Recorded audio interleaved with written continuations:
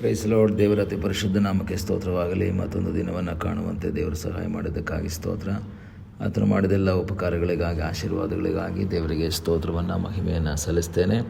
ಇಂದಿನ ವೇದ ಅಧ್ಯಯನಕ್ಕಾಗಿ ಒಂದು ವಾಕ್ಯವನ್ನು ಓದಿಕೊಳ್ಳೋಣ. ಆದಿಕಾಂಡ 45ನೇ ಅಧ್ಯಾಯ 28ನೇ ವಾಕ್ಯ.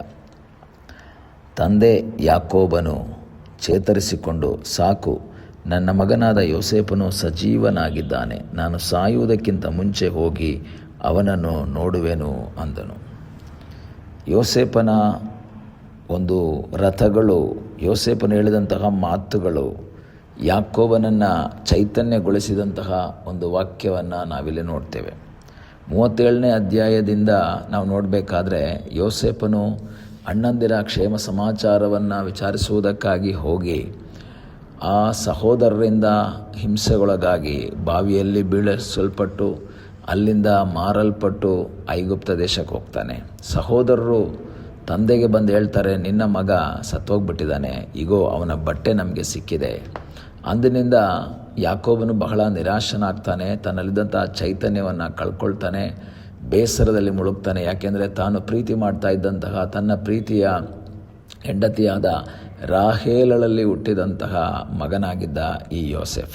ಆದ್ದರಿಂದ ಅವನನ್ನು ಬಹಳ ಪ್ರೀತಿ ಮಾಡ್ತಾ ಇದ್ದ. ಆದರೆ ಯಾವಾಗ ತನ್ನ ಪ್ರೀತಿಯ ಮಗ ನಷ್ಟವಾದವನೋ ಆಗ ಬಹಳ ನಿರಾಶನಾಗ್ತಾನೆ. ಬಾಕಿ 11 ಜನ ಗಂಡು ಮಕ್ಕಳು ಯಾಕೋಬನಿಗಿದ್ದಾರೆ. ಆದರೆ ಎಲ್ಲರಿಗಿಂತ ಹೆಚ್ಚಾಗಿ ಪ್ರೀತಿ ಮಾಡಿದಂಥ ಯೋಸೇಫನೇ ನಷ್ಟವಾದದ್ದು ಅವನ ಜೀವಿತದಲ್ಲಿ ಮರೆಯಲಾಗದಂತಹ ಒಂದು ಘಟನೆಯಾಗಿ ಮಾರ್ಪಡ್ತು. ಅವನು ಜೀವಿಸ್ತಾ ಇದ್ದರೂ ಸಹ ಒಂದು ರೀತಿಯಲ್ಲಿ ಹೇಳಿದ್ರೆ ಒಂದು ಚೈತನ್ಯವನ್ನು ಕಳ್ಕೊಂಡಿದ್ದಾನೆ, ಬಲವನ್ನು ಕಳ್ಕೊಂಡು ನಿರಾಶೆಯಲ್ಲಿ ಮುಳುಗಿ ಜೀವಿಸ್ತಾ ಇದ್ದಂತಹ ಒಂದು ಅನುಭವವನ್ನು ನಾವು ನೋಡಬಹುದು.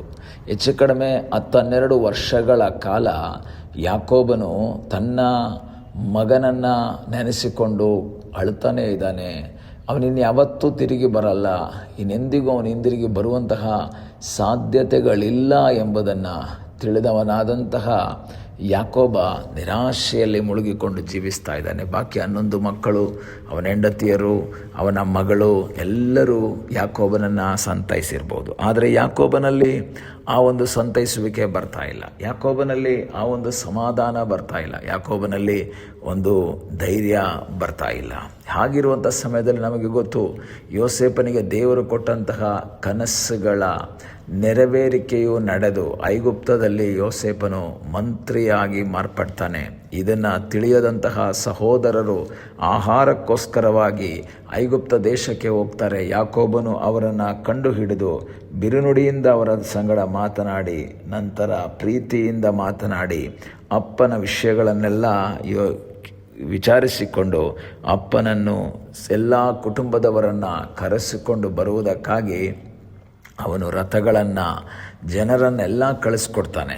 ನಾವು ನೋಡಬೇಕಾದ್ರೆ ಇದರಲ್ಲಿ 2 ವಿಷಯಗಳನ್ನು ನಾವು ಅರ್ಥ ಮಾಡ್ಕೋಬೋದು. ಒಂದು, ಚೈತನ್ಯವನ್ನು ಕಳೆದುಕೊಂಡಂತಹ ಯಾಕೋಬ ಒಂದು ಭಾಗದಲ್ಲಿದ್ದಾನೆ.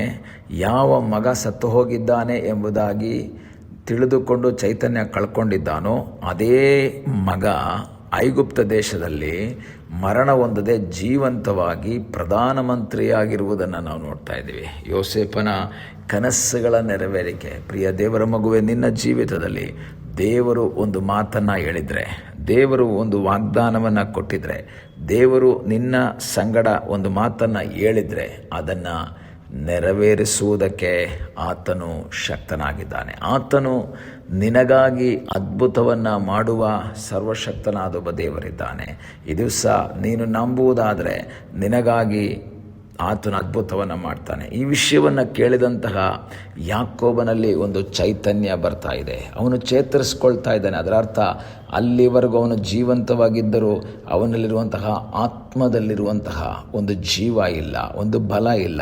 ಈ ಬೆಳಗ್ಗೆ ವಾಕ್ಯವನ್ನು ಕೇಳುವಂಥ ದೇವರ ಮಗುವೆ, ನಿನ್ನ ಜೀವಿತದ ಬಲಹೀನತೆಯ ಮಧ್ಯದಲ್ಲಿ ಚೈತನ್ಯ ಕಳೆದುಕೊಂಡಂತಹ ಸನ್ನಿವೇಶಗಳು ನಿನ್ನ ಮುಂದೆ ಬಂದಿರಬಹುದು. ಆದರೆ ನಿರಾಶೆ ಪಡಬೇಡ. ನೀನು ಪ್ರಾರ್ಥನೆ ಮಾಡುವಂತಹ ಒಂದು ಅನುಭವದಲ್ಲಿ ನೀನು ಮುಂದೆ ಸಾಗುವಾಗ ನಿನ್ನ ಜೀವಿತದಲ್ಲಿ ಕಳೆದು ಹೋದಂತಹ, ನಷ್ಟವಾದಂತಹ, ಚೈತನ್ಯವನ್ನು ಮರಳಿ ಕೊಡುವುದಕ್ಕೆ ಶಕ್ತನಾದ ಒಬ್ಬ ದೇವರಾಗಿದ್ದಾನೆ. ನಿನ್ನ ಚೈತನ್ಯ ಪುನಃ ಬರಬೇಕು ಅಂದರೆ ದೇವರ ಒಂದು ಮಾತು ಸಾಕು, ದೇವರ ಒಂದು ಕ್ರಿಯೆ ಸಾಕು. ಎಷ್ಟೋ ಸಂದರ್ಭದಲ್ಲಿ ಆ ಸಹೋದರರು, ಯೋಸೇಫನ ಸಹೋದರರು ಅಥವಾ ಯಾಕೋಬನ ಮಕ್ಕಳು ಅವರನ್ನು ಧೈರ್ಯಪಡಿಸಿರ್ಬೋದು ಅಪ್ಪನನ್ನು. ಆದರೆ ಯೋಸೇಫನನ್ನು ಕಳೆದುಕೊಂಡಂತಹ ಯಾಕೋಬನಲ್ಲಿ ಚೈತನ್ಯ ಬರ್ತಾನೇ ಇಲ್ಲ. ನಷ್ಟವಾದದ್ದು ಪುನಃ ಸಿಕ್ಕಿದಾಗ, ನಷ್ಟವಾದದ್ದು ಇನ್ನೆಂದಿಗೂ ಕಾಣುವುದಿಲ್ಲ ಎಂಬುದಾಗಿ ನೆನೆಸಿದ್ದು ಇನ್ನು ಇದೆ ಅಂತ ಗೊತ್ತಾದಾಗ ಅವನಲ್ಲಿ ಚೈತನ್ಯ ಬಂದಿದ್ದರೆ, ನಿನ್ನ ಜೀವಿತದಲ್ಲಿ ನಷ್ಟವಾದದ್ದನ್ನು ತಿರುಗಿ ಕೊಟ್ಟು ನಿನ್ನೊಳಗೆ ಚೈತನ್ಯವನ್ನು ಕೊಡುವುದಕ್ಕೆ ಶಕ್ತನಾದ ಒಬ್ಬ ದೇವರಿದ್ದಾನೆ. ನಿರಾಶೆ ಪಡದೆ ದೇವರಲ್ಲಿ ಆಶ್ರಯಿಸಿ ದೇವರ ಸನ್ನಿಧಾನದಲ್ಲಿ ನೀನು ಪ್ರಾರ್ಥನೆ ಮಾಡುವುದಾದರೆ ನಿನಗಾಗಿ ಅದ್ಭುತವನ್ನು ಮಾಡುವ ಸರ್ವಶಕ್ತನಾದ ಒಬ್ಬ ದೇವರಿದ್ದಾನೆ. ನಿನಗೋಸ್ಕರ ಬಿಡುಗಡೆಯನ್ನು ಕೊಡುವಂತಹ ಸರ್ವಶಕ್ತನಾದ ಒಬ್ಬ ದೇವರು ಜೀವಿಸ್ತಾ ಇದ್ದಾನೆ.